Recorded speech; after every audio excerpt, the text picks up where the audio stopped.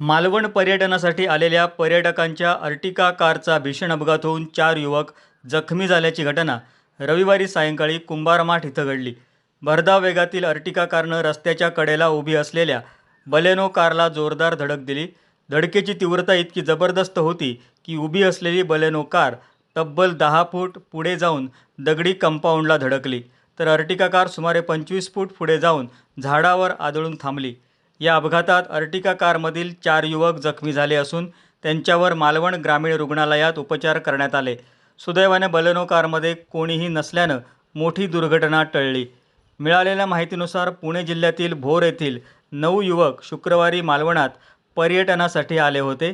2 दिवस पर्यटनाचा आनंद घेतल्यानंतर रविवारी सायंकाळी ते MH12 TV 1206 क्रमांकाच्या अर्टिका कारनं परतीच्या प्रवासाला निघाले होते.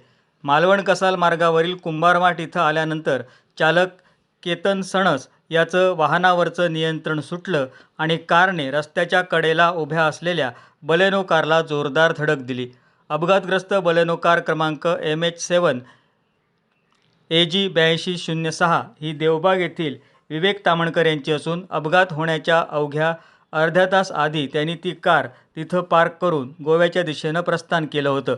त्यामुळे कारमध्ये कोणीही नसल्यानं मोठा अनर्थ टळला. या अपघातात ओंकार राजाराम धोंडे, सिद्धेश तुकाराम धोंडे, श्रेयस पांडुरंग संडाभर आणि रोहित संभाजी चव्हाण सर्व वय 22 राहणार भोर पुणे हे युवक जखमी झाले. काहींना डोक्याला आणि डोळ्याला दुखापत झाली असून इतरांना किरकोळ मार लागलाय.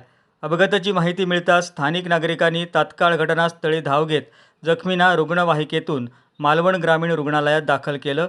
पोलिसांनी सुद्धा घटनास्थळी भेट देत पुढील तपास सुरू केला आहे.